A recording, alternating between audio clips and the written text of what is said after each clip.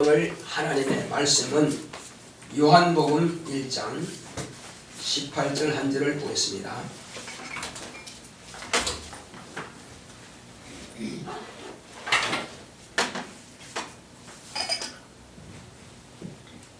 요한복음 1장 18절 우리 큰소리 두 번 합독합시다. 시작. 본래 하나님을 본 사람이 없으되 아버지 품속에 있는 독생하신 하나님이 나타내셨느니라. 다시 한번 시작. 본래 하나님을 본 사람이 없으되 아버지 품속에 있는 독생하신 하나님이 나타내셨느니라. 아멘. 오늘 하나님의 말씀에 열어보겠습니다. 독생하신 하나님이신 예수. 시작. 하나님은 살아계신 참 신이십니다.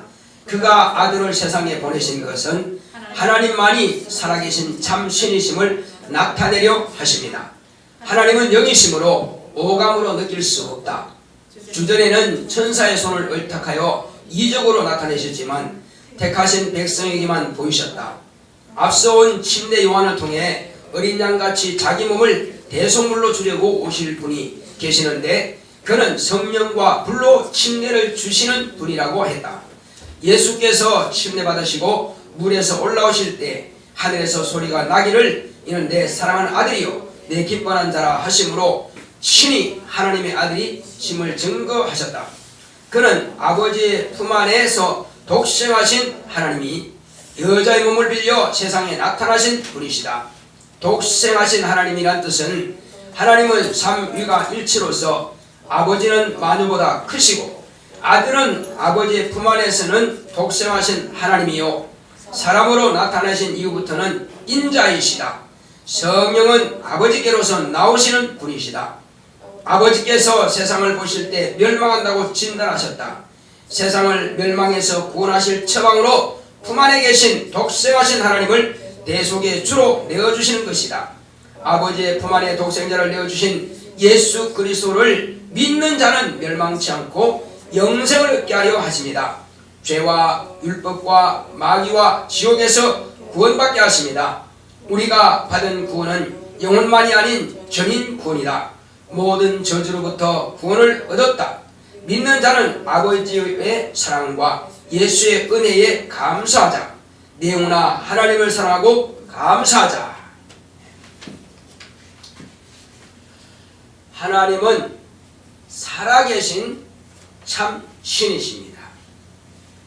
그가 우리에게 아들을 보내주신 것은 오직 하나님만이 참 신이심을 나타내시려고 아들을 보내주신 것입니다. 이제 하나님의 아들이 이 땅에 오셔서 행하시기 전에 먼저 하나님께서는 아들이 오실 길을 예비하기 위해서 율법과 곧 모세와 선지자들을 보내주셨습니다. 그러니까 율법과 예언이죠.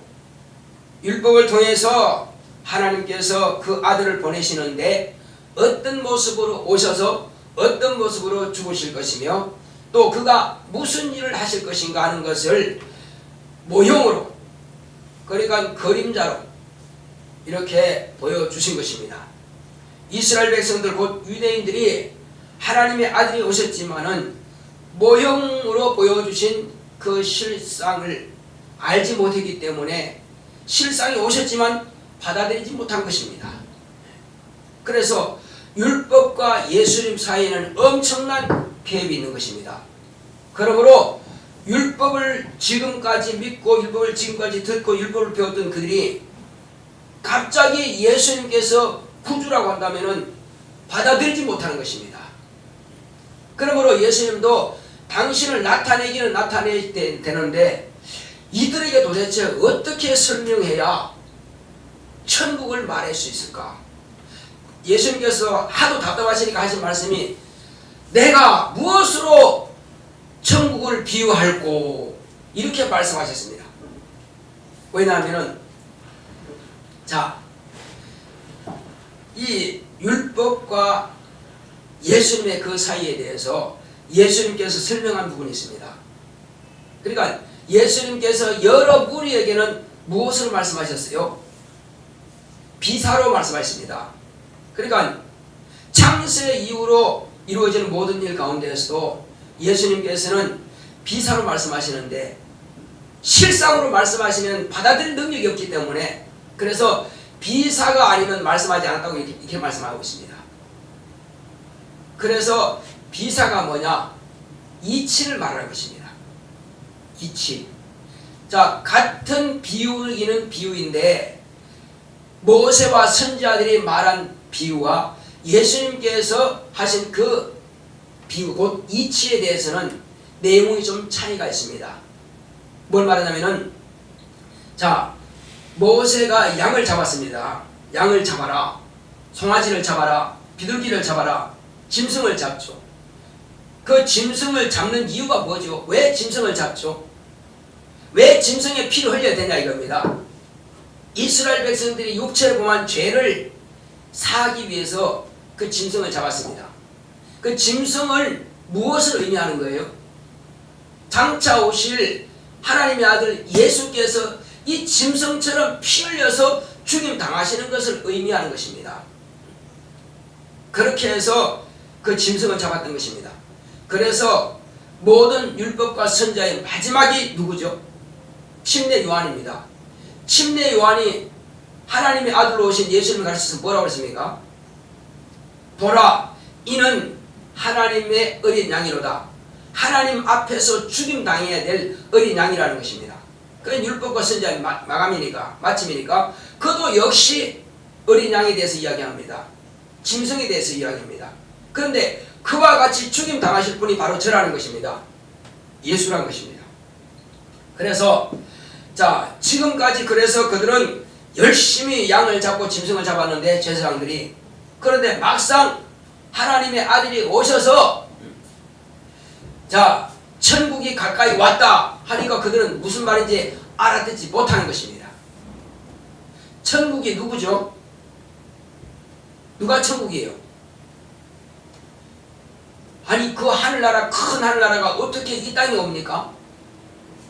그것은 예수님 당신 자신을 그런 말씀하신 겁니다. 회개하라, 천국이 가까이 왔느니라. 침례요한도 회개하라, 천국이 가까이 왔느니라. 예수님도 회개하라, 천국이 가까이 왔느니라.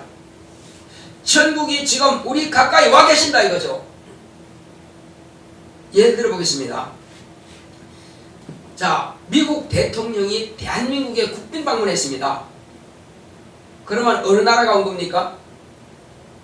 중국이 온 거예요? 아니면 미국이 온 겁니까? 어느 나라가 왔어요? 미국이 온 거죠.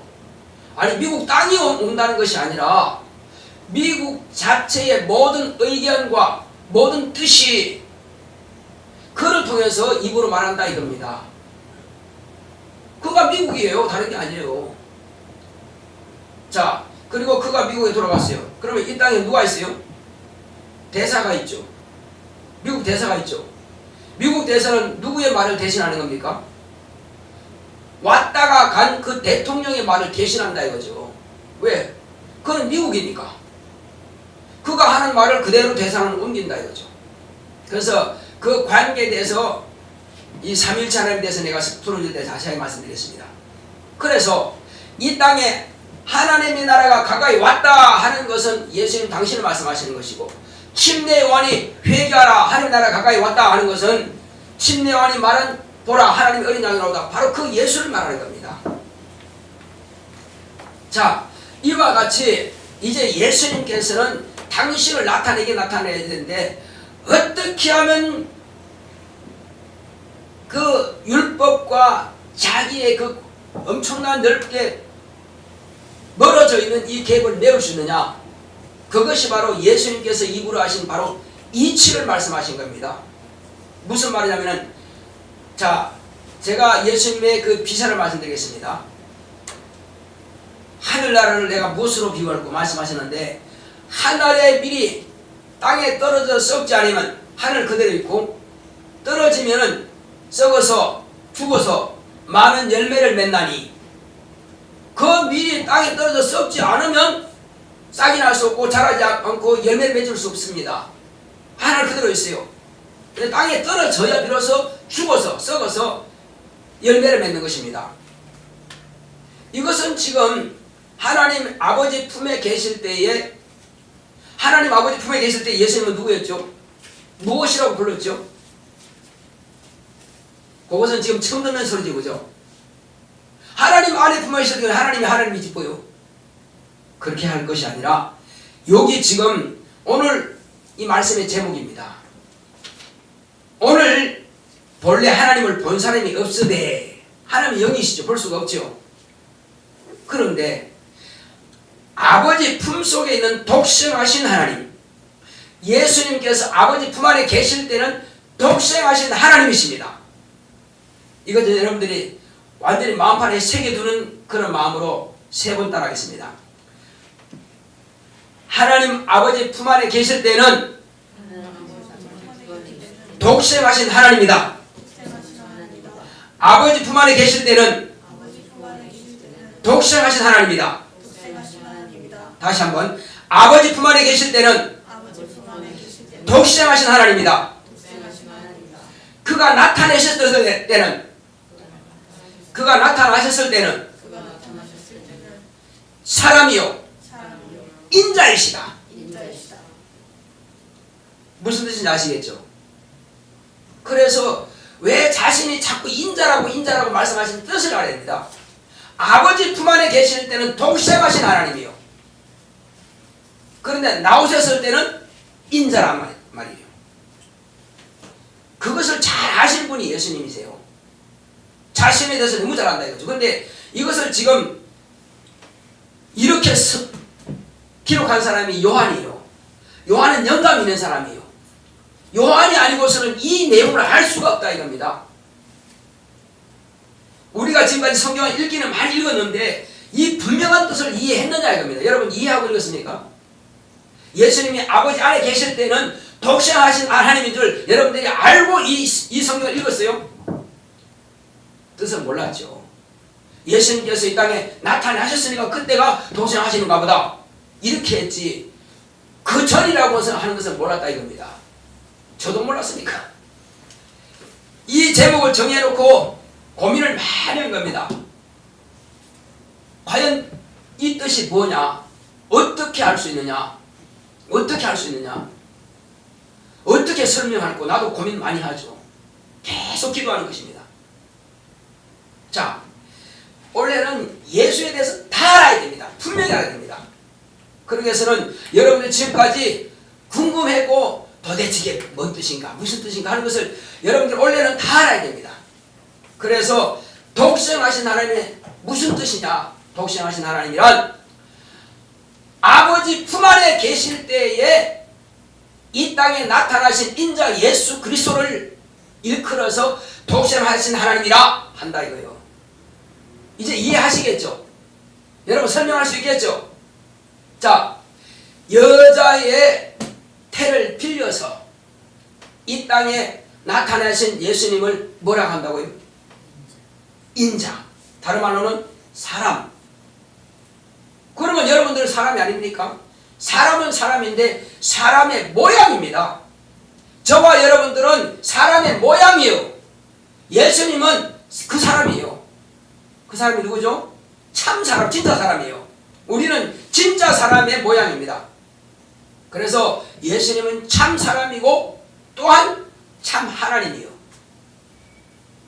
그래서 이제 이것을 더 정확하게 알기 위해서는 과연 독생하신 하나님이란 무슨 뜻인가? 이건 삼위 하나님을 설명하지 않고는 이해할 수 없습니다. 자, 아버지는 만유보다 크심에 하고 성경에 기록되어 있습니다. 아버지는 만유보다 크시다 이거죠. 만유라고 하는 것은 영계 하늘나라와 물질계 이 우주와 이것을 다 통틀어서 만유입니다. 이 영계 하늘나라 천국과 이 땅 우주보다도 크신 분이 아버지라 이겁니다. 자, 그분이 아버지고 아들은 누구냐? 아들은 아버지 안에 계실 때는 독생하신 하나님이고 아들이 세상에 나타나셨을 때는 사람이요 인자이시다. 그리고 우리가 부를 때는 예수 그리스도로 한다. 그가 곧 하나님의 아들이십니다. 이제 아들에 대해서 정확하게 이해하셨죠? 그렇다면 성령은 어떤 분이냐? 성령은 여러분들과 제가 이해하기가 곤란하지만 제가 이해를 돕기 위해서 저도 비유로 들 수밖에 없습니다. 아들은 정확하게 아버지 품에서 똑 떨어져 나오신 분입니다. 따로 연결된 분이 아니에요. 근데 성령은 뭐냐? 성령은 자 예수를 영접한 사람들에게만 성령이 가시는 겁니다. 예수를 하나님의 아들, 하나님으로 자기 구주로 영접한 사람들에게만 들어가신다 이겁니다. 자, 미국이 대사를 가려면은 수교한 나라에만 대사가 갑니다. 그래요, 안 그래요? 미국과 수교하지 않은 나라에 대사가 가는 일은 없어요. 미국을 우리 받아들인다 이거죠. 그러니까 예수님을 영접한다고 하는 것과 같은 것입니다. 그래서 미국을 이제 제가 미국만 지금 예를 든 겁니다. 여러 나라가 있지만은 미국을 우리나라와 국교를 맺은 겁니다. 수교한 겁니다. 수교하니까 여기다가 대사를 파견하고 이거 대사관을 세웁니다. 대사를 파견했어요. 그러므로 전 세계에 미국과 수교한 나라는 다 대사가 들어가 있습니다. 그 사람이 이름을 알 필요 없습니다. 다만 미국의 대사일 뿐입니다. 그래서 그 대사는 미국이 하는 말을 그 대사가 말한다 이겁니다. 그 다음에 그 나라의 사정을 또 미국에 말한다 이거예요. 대통령에게 말한다 이겁니다. 보고한다 이겁니다. 그것이 대사예요. 그래서 대통령으로 말하면은 미국은 크게 말하면 미국은 아버지와 같은 역할이고 대통령은 아들과 같은 역할이고 대사는 성령과 같은 역할입니다. 이해하시겠어요? 조금은? 자, 미국은요 대통령을 뽑죠. 내가 대통령 되겠다 한다고 해서 되는 게 아니에요. 미국 전 국민이 다 그걸 대통령을 세워줘야 대통령 되는 것입니다. 그죠? 그렇죠. 근데 기간이 끝나면 끝나는 거예요. 그 사람 다 대통령 아니라 이겁니다. 그런데 예수님은 뭐예요? 그 나라가 무궁하리라 그랬습니다. 하나님께서 다윗에게 하신 말씀이 다윗아 너의 왕권은 너의 자손으로부터 대대로 다윗의 왕위는 무궁하리라 했습니다. 그런데 인간 다윗의 왕위는 예수 이전에 벌써 끊어졌어요. 그래서 다른 사람이 헤롯은 다윗 곧 유대인이 아닙니다. 그 유대 지파가 아니라 이겁니다. 그런데 무궁하리라는 것은 다윗의 믿음을 가진 하나님의 아들이 오셔서 그 왕위가 영원하다는 것입니다. 자, 그럼 다시 돌아갑니다. 이제 미국 나라 자체를 뭐라고 한다고요? 크죠. 아버지라. 그러면 그 안에서 통치자가 누구죠? 대통령이죠. 대통령 이름은 우리가 알 필요 없다 이겁니다. 대통령이요. 대통령은 누구 역할을 하는 겁니까? 아들의 역할을 한다 이겁니다. 무슨 뜻인지 아시겠죠? 아들의 역할을 하는데 이제 그 아들이 예를 들어서 대한민국에서 초청하죠. 국비 방문합니다. 그러면 이제 오시는 겁니다. 예수님께서 아버지 품 안에 계셨다가 어디 나오셨죠? 세상에 오셨죠. 세상은 천국으로 말하면 지극히 적은 부분입니다. 우주는 지극히 적은 부분이에요. 우주에 오신 거예요. 그냥 세상에 오신 거예요. 그것처럼 대한민국에 오셨다 이거죠. 그래서 대한민국에 있는 사람들이 미국과 수교하면은 정권 대사가 오고 그 다음에 왔을 때에 곧 누가 온 것 같습니까? 미국의 대통령이 온 것과 같은 역할을 하는 거예요. 실제로 올 수가 있죠. 그래서 누구든지 이와 같이 대통령은 한 사람이지만 정권 대사는 각 나라에 다 있다 이거죠. 그러니까 나라고 한 사람이 한 나라라 합시다. 한 나라요. 나라고 한 사람이 대한민국이라 합시다. 그러면 대한민국은 하나의 미국에 수교한 나라입니다. 마찬가지로 예수님과 내가 하늘나라에 수교된 겁니다. 지금 내가 예수님 영접했다고 하는 것은 내가 누구로 수교한 거라고요? 하늘나라로 수교했다 이겁니다. 그러므로 그분이 내 안에 이름을 두고 오신 겁니다. 그래서 미국 대상을 하잖아요. 그죠? 그러면 나는 예수의 사람, 예수란 이름을 가진 사람이에요. 예수라는 사람 이름을 가지고 있으니까는 누가 오시는 겁니까? 성령이 오시죠. 대사가 있는 거죠. 예, 그래서 항상 이 성령은 아버지와 아들과 우리 모든 성도에게 다 연결되어 있습니다. 미국 대통령이 방송을 하게 되면은 모든 훈령 내리게 되면 모든 제사들은 그걸 다 받는다 이겁니다. 전 세계 훈령을 다 받아요. 그것처럼 하나님 아버지의 뜻이 성령을 통해서 우리 각자에게 다 말씀이 이루어진다 이겁니다. 그리고 또 우리의 사정을 성령께서 직접 아버지께 아뢰는다는 것입니다. 할렐루야. 여러분 믿어지십니까? 여러분들이 알지 못하는 까지라도 성령은 아시고 우리를 위해서 간절히 간구하신다는 것입니다. 성령께서. 그래서 성령은 우리의 깊은 것까지라도 아시고 하나님의 깊은 것까지라도 다 아시는 분이 바로 성령이십니다. 그래서 대사는 그 나라의 사정을 알고 본국에 보고하는 것처럼 내 사정을 아버지께 아뢰시는 분이 또한 성령이십니다. 그래서 성령 받은 사람과 안 받은 사람은 차이가 너무 크죠. 예수는 신앙적으로 종교적으로 믿지만은 그러나 성령을 모시지 못한 상태에서는 진리를 알 수가 없다 이겁니다. 왜? 대사관이 설치 안 되는데 대사관계가 안 이루어지는데 연결됩니까? 언어가 안 통해요. 나는 미국까지 대사하고 싶다. 한마디로 수교하고 싶다. 하긴 했는데 안 된다 이겁니다. 그래서 수교했으면 정확하게 수교됐으면 대사를 파송하게 됐다 이겁니다. 그러니까 예수를 제대로 믿느냐 알았느냐 경험했느냐 죄 사함 받았느냐 그렇다면 성령께서 임하시는 것이 맞다 이겁니다. 아직 성령을 받지 못했다고 하는 것은 하나님의 사람이라고 볼 수가 없다 이겁니다. 종교적으로 하는 자기는 믿습니다 하는데 하나님의 인정받을 수 있느냐 이겁니다. 그래서 예수님께서 하신 말씀이 물과 성령으로 거듭나지 않으면 하나님을 볼 수 없느니라. 아직 하나님의 사람이 아니라는 것입니다. 우리 그걸 정확하게 알아야 돼요. 그래서 아버지와 아들과 성령에 대해서 우리가 분명히 알았죠. 그러므로 이제 율법이 말하는 것은 예수에 대해서 모형으로 보여주었지만은 예수님은 당신의 그 이치를 통해서 당신의 피사를 통해서 우리를 당신 자신을 이해시키는 겁니다.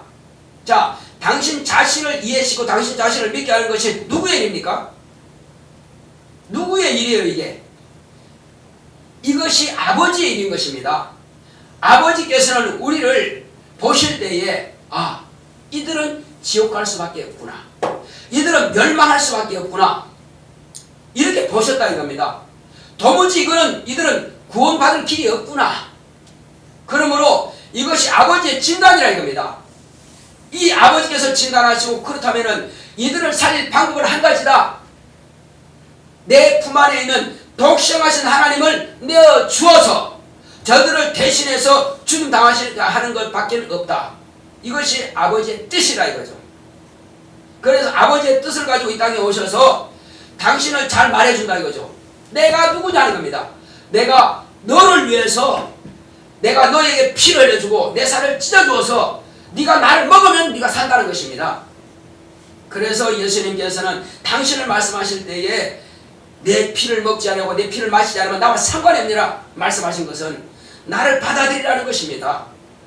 내가 하는 그 말을 받아들이고 내가 몸으로 이루는 모든 것들을 네가 받아들이만 산다. 그러나 거절하면 너는 망한다는 것입니다.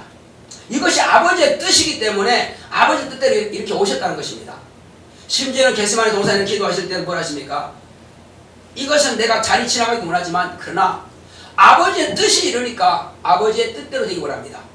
이것은 아버지의 뜻은 아들로 하여금 고난에 죽임 당하시고 피를 쏟으셔서 우리를 살리는 것이 아버지의 뜻이라 이겁니다.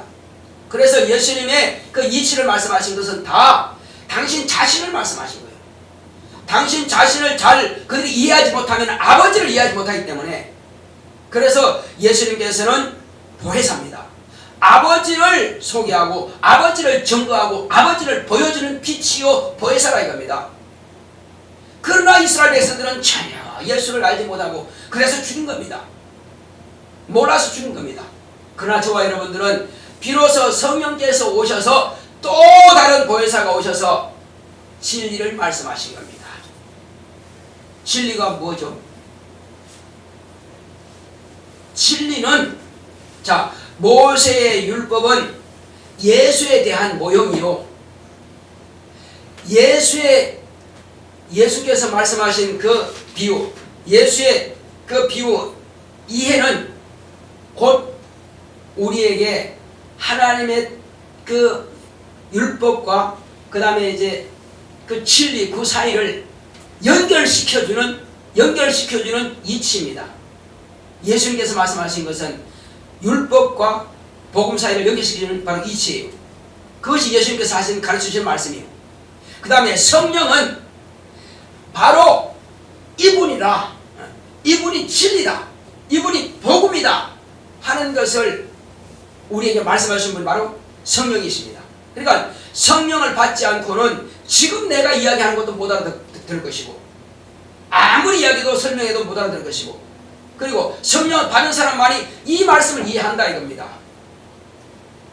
그래서 성령께서는 예수님을 말씀하신 겁니다. 성령께서는 인자를 말씀하신 겁니다. 예수님께서는 참 사람을 말씀하신 겁니다. 왜? 진리의 성령이기 때문에. 그래서 진리를 말씀하시기 때문에 보혜사 성령님은 진리의 영이라 하시는 겁니다.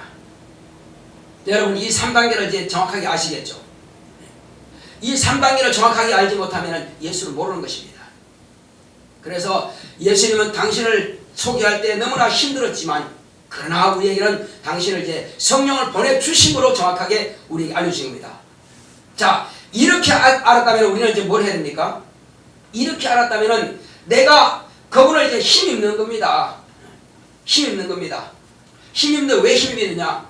자, 여러분들이 지금 공부하는 목적이 뭐죠? 또 여러분들이 살아있는 목적이 뭡니까? 왜 살아있어요? 또 여러분 하나님께서 우리를 만드신 목적이 뭐죠? 그리고 예수 믿었는데 구원 받았는데 이 땅에 지금 존재할 가치가 뭐죠? 이것은 마땅히 예수님께서 오시기 전까지는 인간을 만드신 목적은 하나님 아들이 오시는 길을 위해서 만든 것이었고 그 다음에 예수님께서 오시고 나서 예수를 믿고 나서 지금 우리가 존재하는 목적은 예수님의 일을 지속하기 위해서 우리가 존재하는 것입니다. 그렇다면 내가 지금 사업한다든지 내가 지금 생활한다든지 내가 지금 공부한다든지 이 모든 목적이 최종적인 목적은 내 육체가 잘 살고 내 육체가 행복하고 내 육체가 잘 되고 하기 위해서 이렇게 살아있는 것이 아니라 이겁니다. 일하는 것이 아니라 이겁니다. 그 목적은 내 영혼의 영원한 주인 되시는 예수님께서 우리에게 명령하신 그 일을 이루기 위해서 공부한다 이겁니다. 그러기 위해서는 하나님 앞에 지혜를 구해야 될 것입니다. 기도해야만 될 것입니다. 제가 수요예배 때에 그 지팡이에 대해서 말씀드렸습니다. 목자가 쓴 지팡이였는데 그 지팡이는 목자가 쓰기에 참 편리하게 준비되어 있다 이겁니다. 그거 가지고 양을 언덕에 떨어진 걸 끌어올리기도 하고 그거 가지고 이제 악한 짐승을 때리기도 하고 이렇게 해서 목자의 지팡이는 양을 치는 데 필요하다 이겁니다. 마찬가지로 내가 하나님의 손에 잡힌 지팡이가 된다 이겁니다. 지팡이가 되기 위해서는 그분이 마음껏 쓰시도록 내가 준비가 돼야 돼요.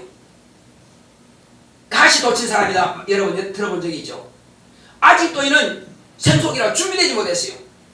회개치 못함으로 여전히 마음이 교만하고 여전히 완악하고 여전히 준비되지 못했다 이거죠.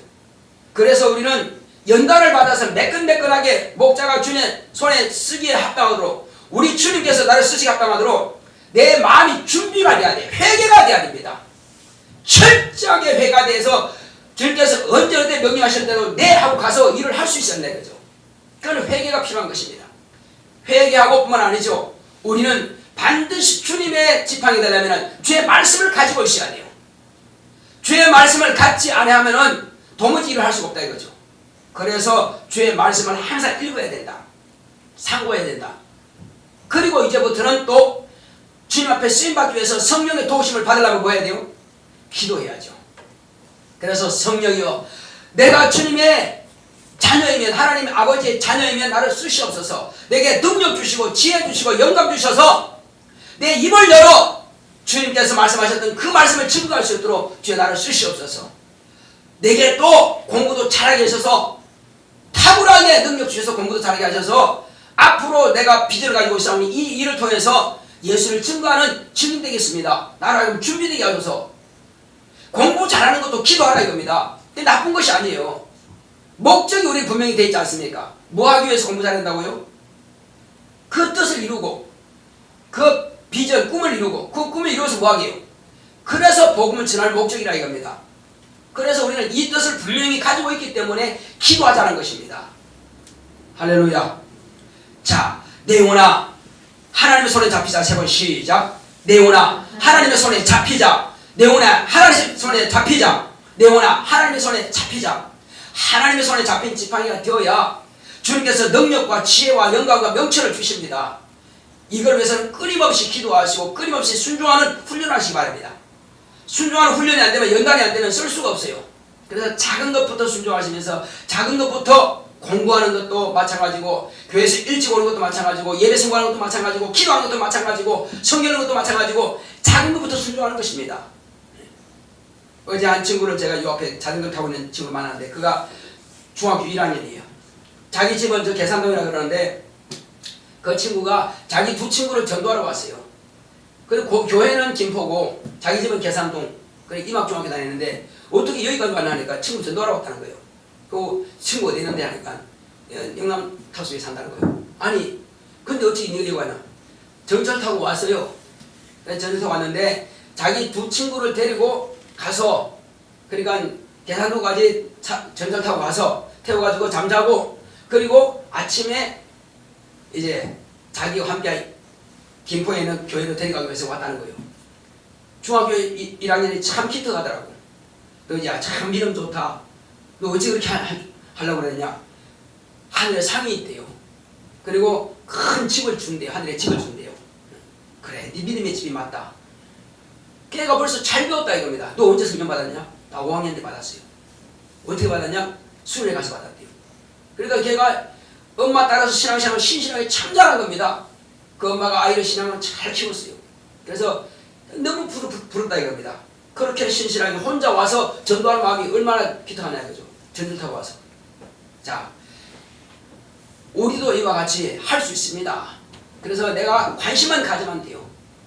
그래서 여기서 원래 이쪽에 살았던 겁니다. 현대아파트 살다가 이제 그쪽 이사 갔다는데, 구현대에. 그래서 이제 백삼문 사는 이사 갔다는데, 그 친구가 여기에 연합탑수에 있는 친구를 전도한 것은 초등학교 때 같이 다녔다는 거죠. 초등학교 때 같은 친구인데 이제 자기가 이제 가면서 이사 가면서 자기 중학교로 그쪽으로 가고 흩어졌죠. 그러나 지금 그 친구들을 항상 위해서 기도한대요. 기도해서 전도하는데 전도가 잘 안 되네요. 한 친구는 엄마가 가지 말라고 그런다고 그러고, 그래서 몰래 데려가고, 한 친구는 아직 갈 마음이 없는데 이제 내일 또 간다는 거예요. 이제 우리는 이와 같이 비록 안 된다 하더라도 끊임없이 노력한다면은 중학교 1학년 친구도 전도하는데 우리가 할 수 있지 않겠어요? 할렐루야. 같이 기도할 때 주여 나로 하여금 주님께서 내게 명하신 말씀에 순종할 담력과 순종할 믿음과 순종할 마음을 흘려가지고 같이 갔습니다.